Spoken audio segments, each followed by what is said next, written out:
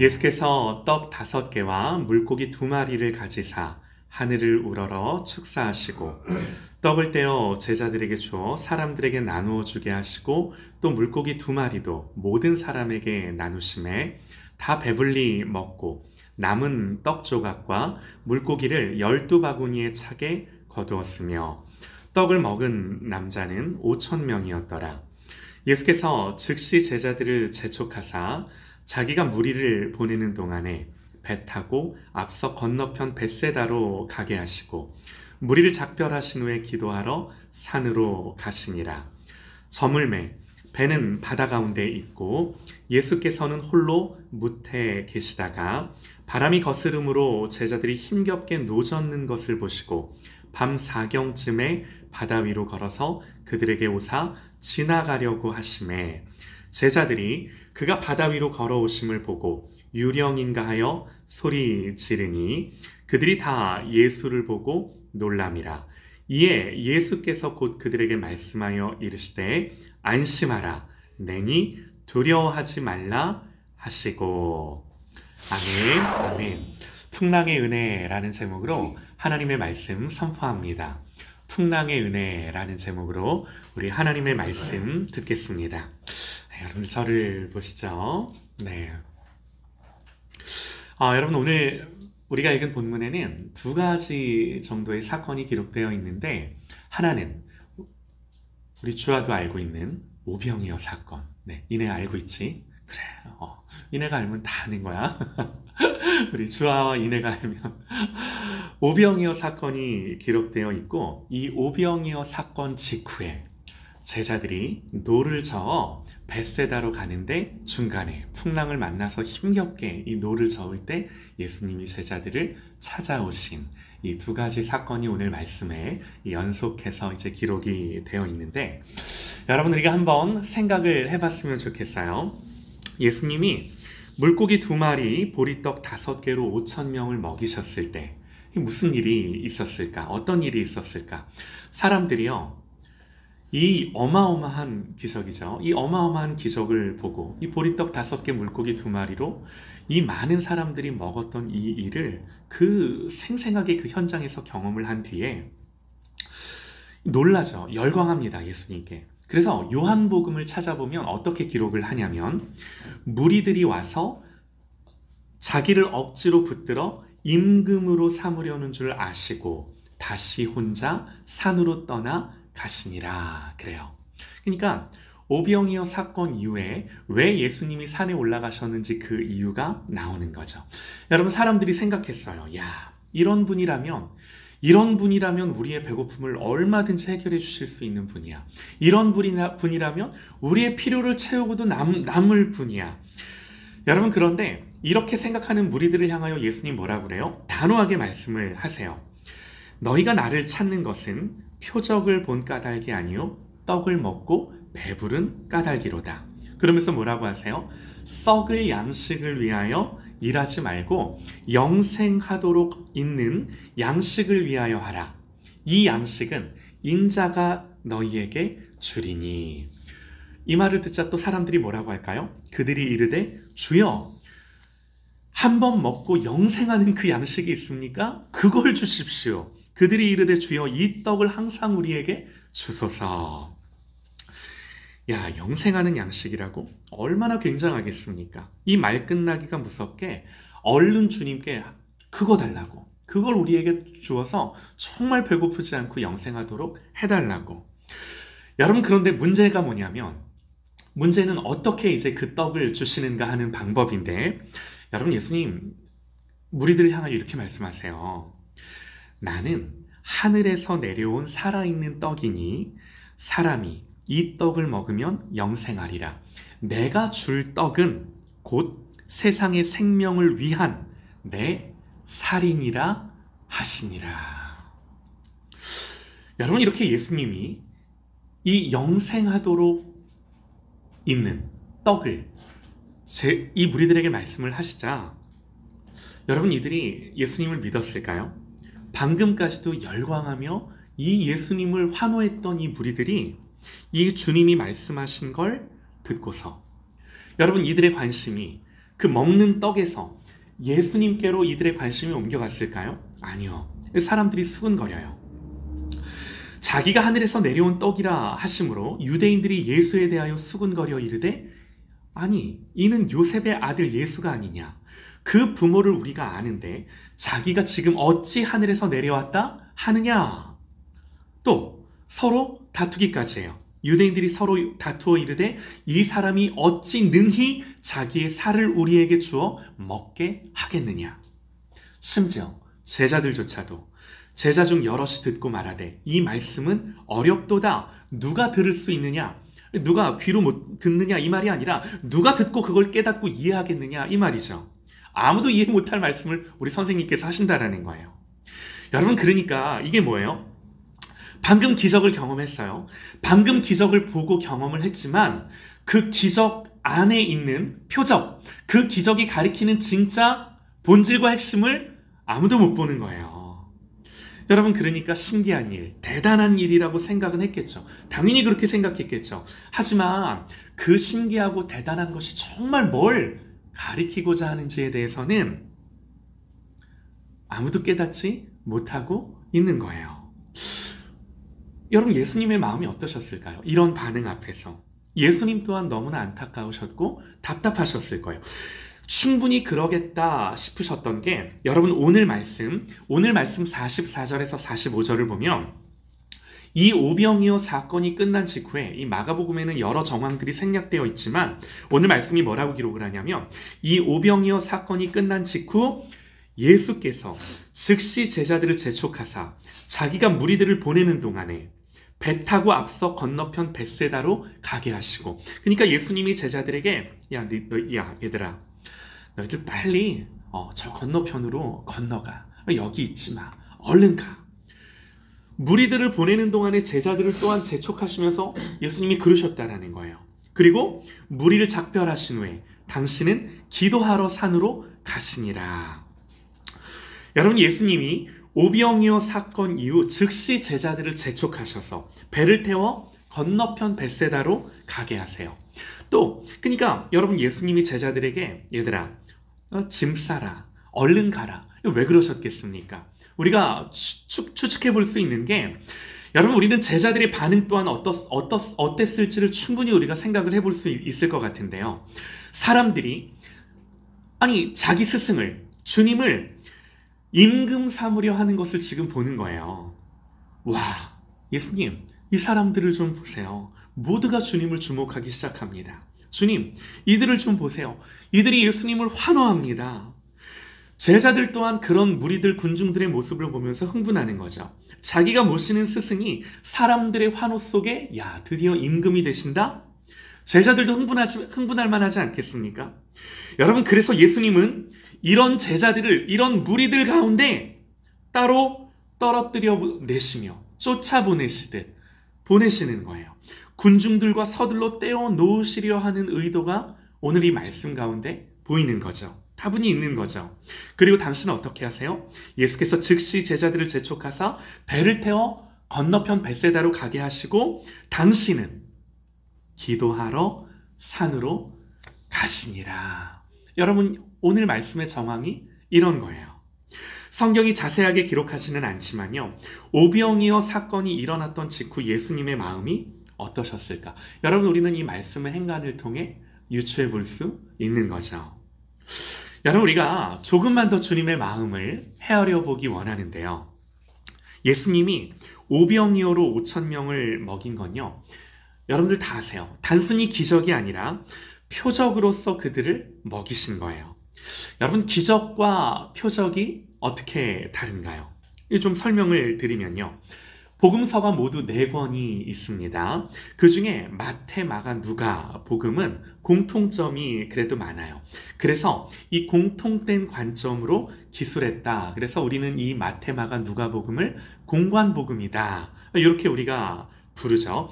그리고 약간 조금 다른 관점에서 기술했다라고 보는 게 요한복음인데 이 공관복음과 요한복음의 차이 중에 하나가 뭐냐면 이 기적에 대한 이해예요. 여러분 공관복음은요. 이 마태, 마가, 누가 복음에는 예수님이 행하신 기적을 그냥 기적으로 소개를 해요. 기적으로 이해를 해요. 거기에 비해 요한복음은요, 이렇게 이해를 해요. 그 기적이 담고 있는 의미와 해석이 뭐냐로 설명을 하고 이해를 해요. 이게 이제 조금 다른 부분인 거죠. 여러분, 이게 이제 용어에서도 분명히 차이가 있는데, 공관복음에서는요, 예수님이 행하신 기적을 기사 또는 이적, 우리말로 이제 이렇게 번역을 하는데, 이게 이제 헬라어로도 달라요. 기사, 이적이라는 말은 헬라어로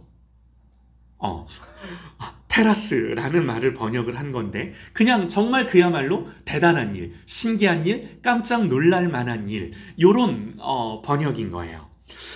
반면에 여러분, 요한복음에는요, 예수님이 행하신 기적을 이 기적으로, 이적으로 표현하지 않고 우리말로 표적이다, 요렇게 이제 해석을 다 해놨는데, 여기서 표적이라는 헬라어가 달라요. 세메이온이라는 말을 번역한 건데, 여기서 이제 영어의 사인이라는 말이 나온 거죠. 다시 말해, 이 그냥 신기한 일이 아니라, 그냥 대단한 일이 아니라, 이 대단하고 신기한 일이 도대체 뭘 말하고자 하는 거냐라는 것에 주목하는 표현이 바로 이 세메이온이에요. 여러분, 요한복음 20장에는요, 이 요한복음 전체를 기록한 목적을 뭐라고 설명을 하냐면, 예수께서 자기들 앞에 이 책에 기록되지 아니한 다른 표적들도 많이 행하셨으나 오직 이것을 기록함은 너희로 예수께서 하나님의 아들 그리스도이심을 믿게 하려 함이요, 또 너희로 믿고 그 이름을 힘입어 생명을 얻게 하려 함이니라. 이렇게 기록을 해요. 여러분, 그래서 요한복음의 기록의 목적이 뭐예요? 왜 이런 표적들을 기록했다라는 거예요? 예수가 하나님의 아들 그리스도이심을 보여주고 싶어서, 그래서 이런 기적들이 나왔다라고 해석하고 그 의미를 강조하여 우리에게 가르쳐 주는 거예요. 여러분, 요한복음에서 주님의 표적을 소개한 이유가 뭐라고요? 사람들이 그 표적을 보고 예수님이 하나님의 아들 그리스도이심을 믿게 하고 싶어서라는 거예요. 그리고 그 표적을 보고 예수만이 내 생명이구나 라고 하는 거를 깨닫게 해주려고. 여러분, 그래서 이 표적 자체보다 표적이 갖고 있는 의미를 해석하고 적용하고 깨닫는 것이 너무나 중요한 거죠. 주님이 이 오병이어의 표적, 오병이어의 기적 가운데 분명히 말씀을 하셨어요. 너희들 썩을 양식을 위하여 일하지 말고 영생하도록 있는 양식을 위하여 하라. 그런데 혹여라도 우리가 영생하는 양식보다 썩을 양식을 위하여 산다라고 한다면, 여러분, 이건 주님이 보여주신 표적에 의도하는 거리가 먼 거죠. 진짜 의도가 아닌 거죠. 그러니까 오병이어 기적이 있고 난 뒤에, 이 표적이 있고 난 뒤에 사람들이, 무리들이, 군중들이 이해했던 이해는 주님이 의도하셨던 이해가 아닌 거예요. 그리고 열광하며 예수님을 임금 삼으려 할 때 예수님 어떻게 하셨다고요? 제자들은 재촉하셔서 건너편 벳세다로 빨리 건너가게 하시고, 그리고 무리들을 보내시면서 당신은 산으로 기도하러 가셨다라고 오늘 말씀이 그렇게 우리에게 가르쳐 주고 있는 거예요. 여러분, 예수님의 본심이 뭔가요? 물론 예수님은 굶주린 사람들, 배고픈 사람들, 당연히 그들을 불쌍히 여기셔서 빈들에서 날이 저물 때에 당연히 그들의 필요를 너무너무 채워주고 싶으셨어요. 당연히 우리 주님의 마음이시죠. 여러분, 그러나 그럼에도 주님이 궁극적으로 주고 싶으셨던 게 뭐예요? 구약시대처럼 오늘 먹고 내일 다시 배고픈 그 정도의 수준이 아니라, 구약의 백성들, 자기 조상들이 먹었던 만나, 이것도 대단한 거지만 그런 수준이 아니라 썩어지지 아니할 당신의 살과 당신의 피를 주심으로 영생하도록 얻는 양식을 주는 이가 인자임을, 당신임을 그들에게 보여내주고 싶으셨던 거예요. 근데 문제는 뭐예요? 이거는 몰라요. 이건 아무도 몰라요. 심지어 제자들도 몰라요. 저분이 눈에 보이는 떡을 주어 먹게 하셔서 지금 내 육체가 배부른 것, 고기만 머물고 그것만 알아요. 그러나 저의 살을 먹고 저의 피를 마셔야 나의 영이 살고 내가 참 생명을 얻고 영생하는 것은 지금 안중에 없는 거예요. 안중에 없는 거예요. 거기까지만 보는 거예요. 그리고 주님이 당신의 살을 주어 먹게 하겠다고 말씀하시자 도저히 받아들일 수 없는 말씀으로 이해를 하죠. 여러분, 그래서 주님은요, 이 오병이어 사건 직후에 무리를 작별하신 후에 기도하러 산으로 가시니라. 또 예수께서 즉시 제자들을 재촉하사 배 타고 건너편 벳세다로 가게 하시고. 여러분, 무슨 설명이 더 필요하겠습니까? 이 주님의 마음인 거예요. 주님의 마음인 거예요. 사랑하는 여러분, 오늘날 우리의 모든 사역과 우리의 교회가 여기에 집중하기를 원합니다. 이게 무슨 말인가? 사역은 잘할 수 있어요.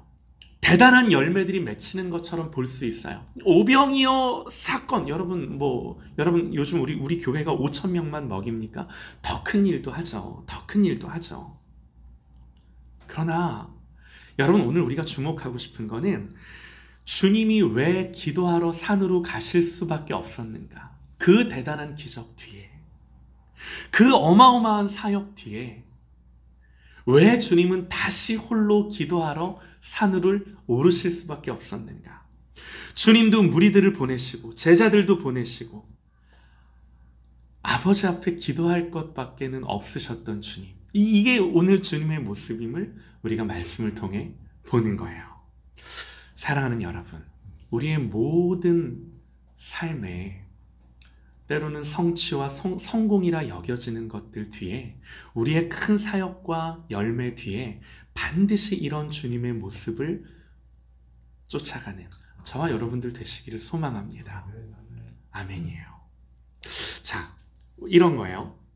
우리가 뭘 또 보기를 원하냐면, 주님은요, 분명한 목적, 정확하게 정교하게 계획된 의도를 가지고 한밤중에 배를 태워 제자들을 보내셨다라는 거예요. 네. 그리고 당신은 친히 기도하러 산에 올라가십니다. 여러분, 이게요, 오늘 풍랑이 일어난 사건의 전말이에요. 그러니까 이 단순히 제자들이 힘겹게 노를 저으며 그 풍랑 가운데 가야 할 곳을 못 갔다라는 게 팩트이기 이전에, 여러분, 예수님의 이런 정황과 이런 마음과 이런 계획과 이런 의도가 이 모든 풍랑 사건의 배후에 존재하고 있는 것을 말씀을 통해 보는 거예요. 여러분, 풍랑 사건은요, 풍랑이 일어났던 건요, 주님의 이런 의도와 계획 안에서 일어난 사건인 거예요. 그러니까 말씀드리고 싶은 게 뭐냐면, 여러분, 우리의 인생에, 우리의 삶에, 또 우리의 사역에, 우리의 가정에, 때로는 우리의 자녀들의 풍랑이 일 때에 그럼에도 불구하고 안심하실 수 있는 저와 여러분 되시기를 소망합니다. 아멘이에요. 여러분, 그런데 문제는 뭐냐면, 풍랑 속에서는 이런 주님의 의도와 주님의 계획이 안 보여요. 눈에 보이는 건 두 가지죠. 이 두 가지 분명한 사실이 있어요. 첫 번째는 풍랑을 만났다라는 그 사실이에요. 아니, 그것도 주님이 가라 하셨는데, 주님이 보내신 건데 지금 나는 여기서 죽을 고생하고 있는 거예요. 노를 저어도 앞으로 못 나가는 거예요. 힘겹게 노를 젓는 행위는 있는데 그 행위가 아무런 열매도 결과도 가져오지 못하는 거예요. 여러분, 여기에는 풍랑을 만났다라는 그 사실도 충격이지만, 주님이 나를 보내셨다라는 이 사실이 더 충격적이죠. 원망이 있을 수 있고요. 야, 이렇게 된 건 다 주님 때문이야. 마음에 이 모든 걸 예수님 탓으로 돌리면 낙심할 수도 있겠죠. 내가 분명히 하나님 마음 주셔서 말씀해 주셔서 순종하고자 한 건데, 내가 순종으로 충성으로 이 모든 것들을 감당한 건데 왜 이런가? 예수님을 불신하는 마음이 일어나죠. 일어날 수도 있는 거죠. 또 한 가지 사실은 뭐죠? 두 번째는요, 풍랑을 만났는데 거기에 누가 없으세요? 예수님이 같이 안 계세요. 이게 더 큰 문제죠. 주님이 같이 안 계세요. 좀 말을 바꿔 표현하면 이 풍랑 속에 하나님이 안 느껴져요. 이 풍랑 속에 하나님이 곁에 계신 것 같지가 않으세요. 이게 진짜 영적인 가장 본질적이고 핵심적인 문제죠. 풍랑을 만났어도 주님이 나와 함께 하신다라는 믿음과 확신이 있으면 사실 뭐가 문제겠습니까? 이 하나님의 사랑이 계속해서 내 마음에 부은바되면, 믿음으로 그 하나님을 기뻐하며 즐거워하는 믿음이 여전히 내 안에 있다라고 한다면 뭐가 문제겠습니까? 문제는 뭐예요? 풍랑을 만났는데 내가 지금 만난 이 배에 예수님이 어디를 봐도 안 보이시는 거예요. 안 느껴지는 거예요. 주님이 함께 계시지 않는 거예요. 이게 분명하죠. 제자들이 풍랑으로 고생할 때 예수님 어디 계세요? 오늘 말씀을 봐도 예수님 산에 계세요. 그러니까 적어도 분명한 게 뭐냐면 풍랑이 일 때 이 배 안에는 예수님이 함께 있지 않으세요. 이게 우리의 분명한 팩트고 사실이고 느낌이고 감정이고 판단이고. 여러분, 우리가 이거를 벗어나기가 쉽지가 않아요. 네, 쉽지가 않아요. 그러나 우리가 오늘 더 분명한 것을 말씀 안에서 봐야 하는데 48절입니다. 48절에 바람이 거스름으로 제자들이 힘겹게 노젓는 것을 보시고. 여러분, 이게 무슨 말인가요? 주님이 기도하실 때 보고 계셨어요. 할렐루야? 아멘이에요. 주님이 보고 계셨어요. 믿으시기 바랍니다. 여러분, 하나님이, 예수님이 그 와중에도 우리를 향하여 어떤 분이라고 성경이 가르쳐 주는가? 나에게서 눈을 떼지 아니하시는 분, 기도 중에 다 보고 계시는 분. 여러분, 말씀해요. 내가 산을 향하여 눈을 들리라. 나의 도움이 어디서 올까? 나의 도움은 천지를 지으신 여호와께서로다. 여호와께서 너를 실족하지 아니하게 하시며 너를 지키시는 이가 졸지도 아니하시리로다. 이스라엘을 지키시는 이는 졸지도 아니하시고 주무시지도 아니하시리로다. 여러분, 이 말씀을 우리의 마음에 새기고 믿는 저와 여러분 되시기를 소망합니다. 여러분, 그러므로 여러분, 우리가 이 풍랑 속에서 가져야 되는 것이 무엇인가? 오늘 이 모든 정황과 사건 속 예수님의 분명한 의도와 계획 속에 하나도 빠짐없이 주님의 손 안에 있는 거예요. 여러분, 두려워하는 그들을 향하여, 제자들을 향하여 예수님 찾아오세요. 반드시 찾아오세요. 근데 또 안타까운 게 뭐냐면 49절에요. 제자들이 그가 바다 위로 걸어오심을 보고 유령인가 하여 소리 지르니. 그러니까 주님이 오셨지만 뭐 한 거예요? 깨닫지 못하죠.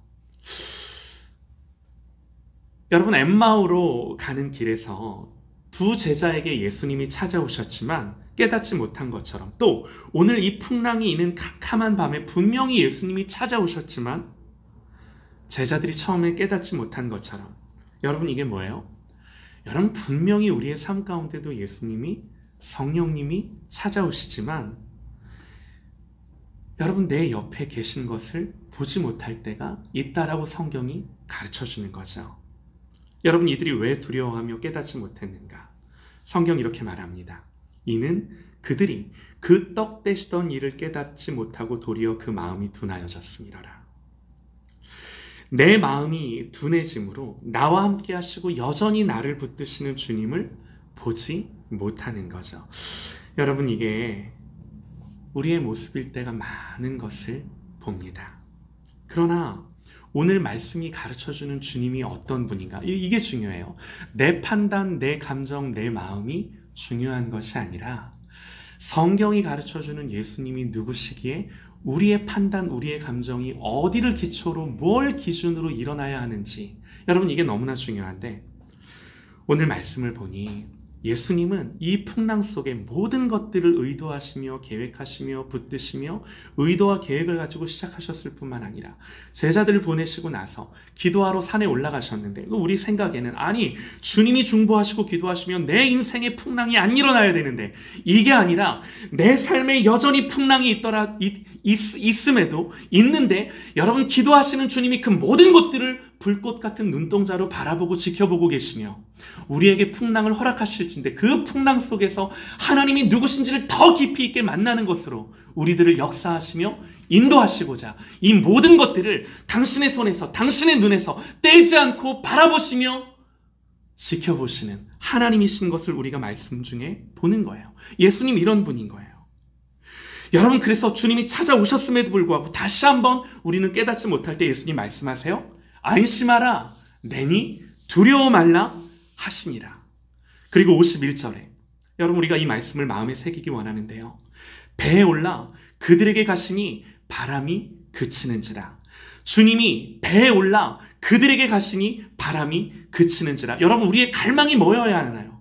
이 말씀 속에 우리의 한 가지 디자이어, 한 가지 요구가 뭔가? 주님, 내 인생의 배에 주님이 타시옵소서. 주님, 내 배의 키를 주님이 잡으시옵소서. 주님이 내 배에 타시는 선주가 되시옵소서. 여러분, 이 갈망만이 계속해서 이 풍랑이 있는 인생, 풍랑이 없을 수가 없는 인생 가운데 우리의 한 가지 갈망이 되어지기를 축원합니다. 아멘이에요. 그러므로 여러분, 이 풍랑 속에서 다시 한번 주님이 찾아오심을 보며 이 모든 것들이 주님의 손 안에서 더 큰, 더 깊은 것들을 주고자 하시는 하나님의 의도임을 우리가 분명히 바라보며 하나님을 믿는 믿음으로 우리의 마음과 생각을 지켜가는 저와 여러분 되시기를 소망합니다. 여러분, 반드시 우리의 인생에는 말씀에 이렇게 기록이 되어 있기 때문에 이런 은혜가 있는 거예요. 할렐루야! 이내야, 이런 은혜가 있을 줄 믿어. 아멘, 아멘. 여러분, 이런 기적이 있는 거예요. 여러분, 우리 각자가 알아요. 슬픔이 아무리 커도, 아픔이 아무리 커도 그 모든 것들을 이기게 하시고 버티게 하시고 견디게 하시며 살아가게 하시는 하나님의 은혜, 그러므로 내가 죽지 않고 오늘 이 자리에 여기에 있는 거죠. 은혜 아닌 게 없는 거예요. 그런데 때로는 오늘 말씀처럼 우리가 그 떡 떼시던 일을 깨닫지 못하고 도리어 그 마음이 둔해질 때가 있는 거죠. 주님이 뭘 의도하며 말씀하고자 하시는지를 오늘 이 무리들처럼 또 제자들처럼 도저히 모르는 상태로 우리의 마음이 있을 때가 있는 거죠. 그럼 때로는 하나님이 흔드시는 거예요. 풍랑을 일으켜서라도 그 풍랑 속에 우리의 눈을 여시고 다시금 하나님에 대한, 주님에 대한 감각을 일깨우셔서 내니 두려워 말라 라고 하는 이 분명한 말씀 가운데 우리의 삶을 인도해 가십니다. 이 하나님이심을, 오늘 말씀이 증언하는 이 예수 그리스도심을 믿고 바라보고 견고히 이 주님을 붙드는 그런 저와 여러분 되시기를 소망합니다.